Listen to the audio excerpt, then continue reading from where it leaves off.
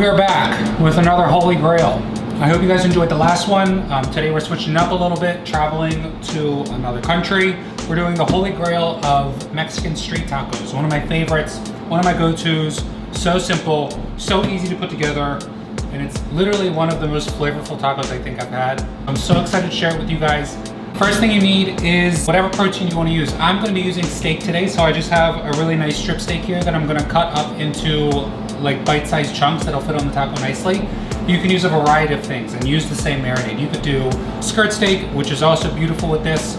You could do chicken, you could do corn in this marinade, or you could do tofu. This marinade that we're gonna do is very versatile and applies to a lot of different things, which is great. So let's get started on this marinade. I have my canola oil in my bowl already.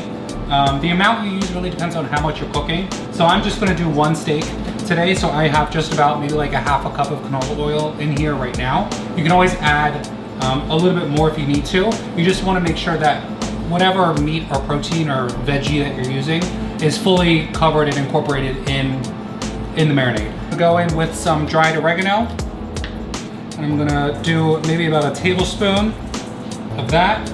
Again, all these measurements will vary. I'll put a very general kind of like ingredient list in the description below, and then you just kind of mess with it, play with it how you want. I'm gonna do just about 2 teaspoons of my cumin, about a tablespoon of salt, and I'm using thick, coarse, kosher salt. So none of that iodized, none of that. That's not real salt. You make sure you're buying real kosher salt that really kind of gives you that beautiful salty flavor that you want in there. None of that like fake chemical taste. So I'm going in with my ginger, just about a teaspoon of my ground ginger. And then saffron, the star of the show here. Relatively expensive, but a little bit goes a long way, and it adds just, number one, a beautiful color and a beautiful like underlying, really nice, rich taste and spice to the dish. So I'm gonna take just about like a pinch, something like this, if you can see, and just right into my marinade, maybe a little bit more. So then I'm gonna go in with my chipotle powder, and I like it a little bit spicier, so I'm gonna do probably a tablespoon and a half of this, just to make sure that I have a nice level of spice in there. And then I'm gonna go ahead and cut 2 limes, and I'm gonna use the juice from 2 limes in here. But before I cut the second one, I'm gonna zest it because I want some of that lime zest in there as well. So next thing I'm gonna do is go in with our limes and zest the limes. I said lemons a second ago. Limes.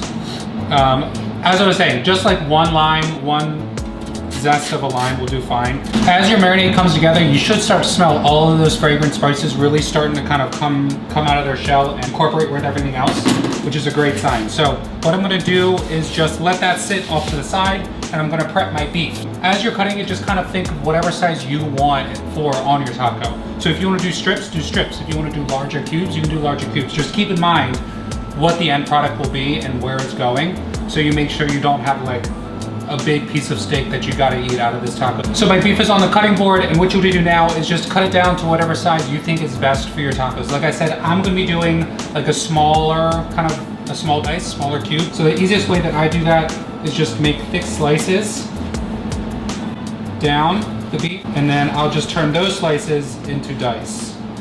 And make sure you try to keep everything as even as possible, because as you cook it, you want to make sure that they all cook at the same time and at the same rate. Otherwise, you're going to have pieces that are, you know, a little bit overcooked, a little bit undercooked. So I have my beef sliced, and what I'm going to do now is if you have any like major fat pieces in there that you don't want in the taco, just be sure to trim that off of your slices before you go into dice. But you do want to leave a little bit of fat in there because that's just going to add, obviously, really nice flavor. Fat equals flavor. So you may be wondering, what makes this white boy know anything about tacos? Well, that's quite a good question. I did go to culinary school up in New York, but that doesn't really help because that's all French trained. Where my love for tacos comes is I spent a few weeks in Peru, in South America, for a school trip that we had, and they had, honestly, some of the best food I've had in my whole life, in all of my travels. That's when I really started to get more into Latin cuisine and South American cuisine, and you know, all the different influences that come along with that. And I really started to play with flavors and kind of mixing what I know and what I like with how they do it, which is kind of how this taco recipe came to be. It's hard to beat like a true street taco that you would get, you know, anywhere in South America, Mexico, but this comes pretty damn close for it being this easy in your kitchen. All my beef is diced, so what I'm gonna do now is I have it in my bowl. I'm just gonna move my cutting board, and I'm just gonna go in with my hands and make sure all of this is nice and incorporated. So once you have that all nice and incorporated, just let it sit, let it be. You can stick it in the fridge if you want, but you don't have to. So I'm just gonna let this sit on the counter for just about 30 or 35 minutes, and then we'll get to grilling and get putting everything together. And we all know you can't have a good taco without an amazing salsa. So that's what we're doing now. With this salsa, I like to keep it just like we did with the beef, as simple as we can, and just really let the ingredients and the produce and everything really speak for itself. So the salsa we're doing is very simple. All it is just red onion, cilantro, lime juice, and some seasonings, and that's it. The red onion is just gonna add a really nice, like, sharp bite to it to cut through the fat of the beef and the marinade of the beef and help counteract the starchiness of the tortilla. So I'm just gonna go ahead and peel my red onion. And same as last time, we're gonna do a small dice, so I'm gonna give it some fingers. Again, make sure you're not going all the way through, just about 9% of the way once you have it like that.